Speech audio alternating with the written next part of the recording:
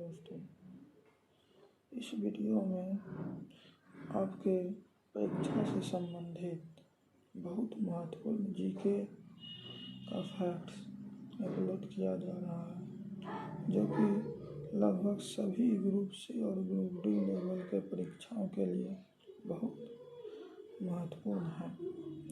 चाहे वो railway group C और ग्रुप डी का हो, बिहार ITI का हो, पैरामेडिकल का हो, SSC GD का हो।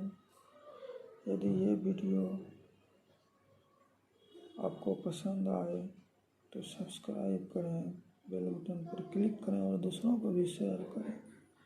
यहाँ वही फैक्ट्स बताया जा रहा है जो आपके परीक्षा के दृष्टि से बहुत महत्वपूर्ण होगा। अब आप लोग फैक्ट्स पर ध्यान केंद्रित करें। भारतीय अर्थव्यवस्था से संबंधित कुछ प्रश्न इंडियन इकोनॉमी जो जीके के लिए बहुत महत्वपूर्ण है। प्रथम पंचवर्षीय योजना कार्यकाल था 1951 से 1956। पंचवर्षीय योजना का संकल्पना भारत के प्रथम प्रधानमंत्री जवाहरलाल नेहरू ने दिया था। द्वितीय पंचवर्षीय योजना 1956 से 1961। ये मॉडल PC महालनोबिस द्वारा दिया गया। तृतीय पंचवर्षीय योजना 1961 से 66। इसका लक्ष्य था भारत को आत्मनिर्भर बनाना। चौथी पंचवर्षीय योजना 1969 से 1974। इसका मूल उद्देश्य था स्थिरता के साथ आर्थिक विकास और आत्मनिर्भरता की आधिकारिक प्राप्ति। पांचवी पंचवर्षीय योजना 1974 से 1978। छठी पंचवर्षीय योजना 1980 से 85। सातवीं पंचवर्षीय योजना 1985 से 1990। आठवीं पंचवर्षीय योजना 1992 से 1997। नौवीं पंचवर्षीय योजना 1997 से 2002। 10वीं पंचवर्षीय योजना 2002 से 2007। 11वीं पंचवर्षीय योजना 2007 से 2012। इसमें विकास दर 9% रहा। 12वीं पंचवर्षीय योजना 2012 से 2017 तक। ये 12 पंचवर्षीय योजना परीक्षा की दृष्टि से बहुत महत्वपूर्ण है। इसका कार्यकाल बस पूछा जाता है। निर्धनता बहुत बड़ी समस्या है हमारे देश में।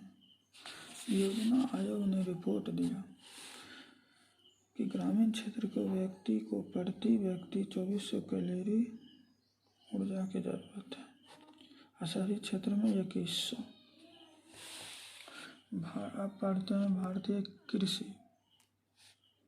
वर्तमान में कृषि का योगदान 14.4% है भारत के GDP में। श्रम शक्ति भारत में 58.2% है। हरित क्रांति कृषि में डॉक्टर MS स्वामीनाथन के नेतृत्व में आया था भारत में। अब विश्व में नॉर्मन बोरलॉग के कारण आया था, जो मैक्सिको का है। पीली क्रांति संबंधित है खाद्य तेल और तिलहन से। श्वेत क्रांति संबंधित है दूध से।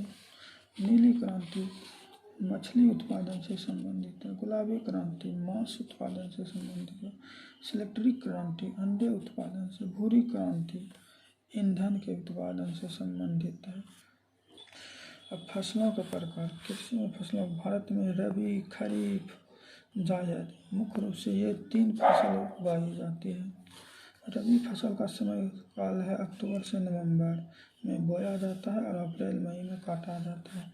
रबी में है गेहूँ, जौ, चना, मटर, सरसों, राई। अब खरीफ का कार्यकाल है जून जुलाई में बोया जाता है और सितंबर अक्टूबर में काटा जाता है। इसमें आता है मुख्य रूप से चावल, दाल, बाजरा, रागी, मक्का, जूट, मूंगफली, कपास, सन, तंबाकू, मूंग, उड़द आदि। जायद फसल रबी और खरीफ के मध्यवर्ती काल का है। इसे मार्च में बोकर जून में काट ली जाती है। इसमें सिंचाई के सहारे सब्जियों में जैसे सब्जियां भी जायद फसल में आती है। तरबूज, खरबूजा, ककड़ी, खीरा, करेला आदि है। खाद्यान्न फसल, उसके अलावा भी कुछ फसल है। खाद्यान्न फसल में आता है चावल, गेहूँ, मक्का, जौ, दाल। नकदी फसल में कपास, गन्ना, मसाले, फल, तंबाकू, तिलहन। बागवानी फसल में कॉफ़ी, चाय, कोको, रबर, नारियल। रेशेदार फसल कपास, जूट, सनई आदि। विश्व में इस प्रकार के कुछ फसल हैं। जैसे विटीकल्चर में अंगूरों का अध्ययन किया जाता है। पिसीकल्चर में मछली का पालन किया जाता है। इसे एक्वाकल्चर भी कहते हैं। पूछा जाता है सेरीकल्चर में किसका उत्पादन किया जाता है? रेशम का, शहतूत के पत्ता से। हॉर्टिकल्चर में फल का उत्पादन किया जाता है। ऑलिवेरिकल्चर जैतून की कृषि की जाती है। एपीकल्चर में मधुमक्खी का पालन किया जाता है। फ्लोरिकल्चर में फूल का। सिल्वीकल्चर में वन का संरक्षण और संवर्धन किया जाता है।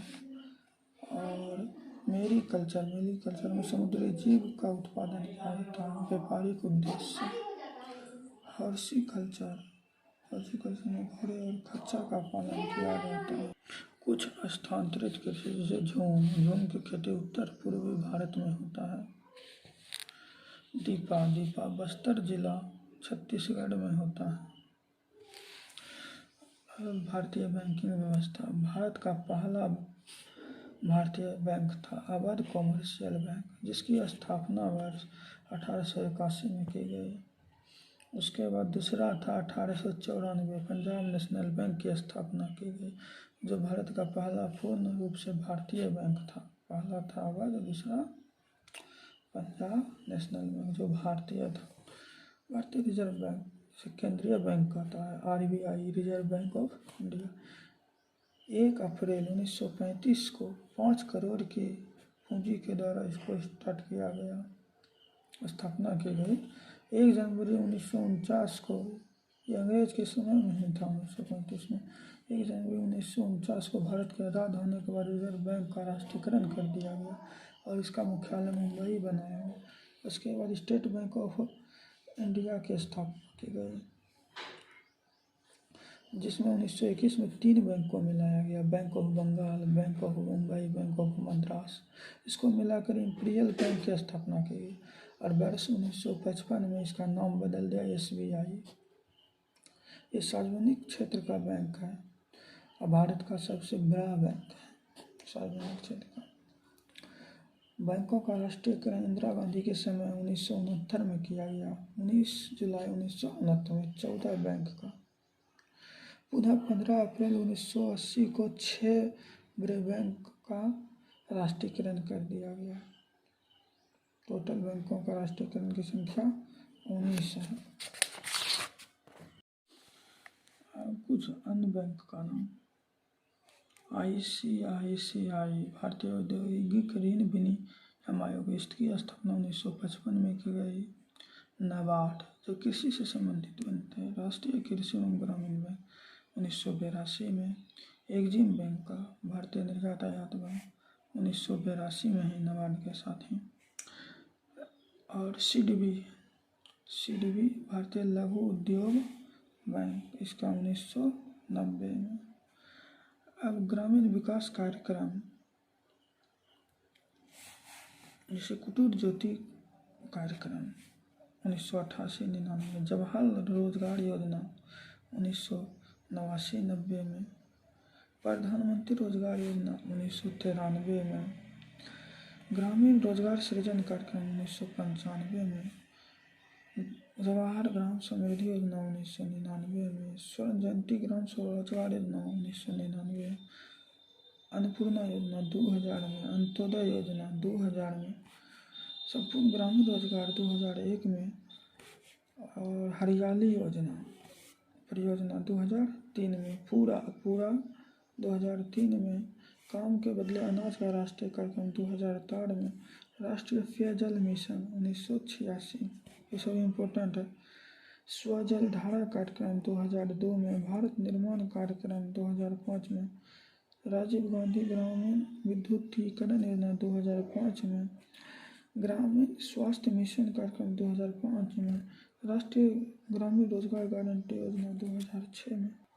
अब कुछ कर व्यवस्था के बारे में पढ़ते हैं। भारत में वैट 1 अप्रैल 2005 से लागू किया गया। कर के कुछ प्रकार। केंद्रीय कर।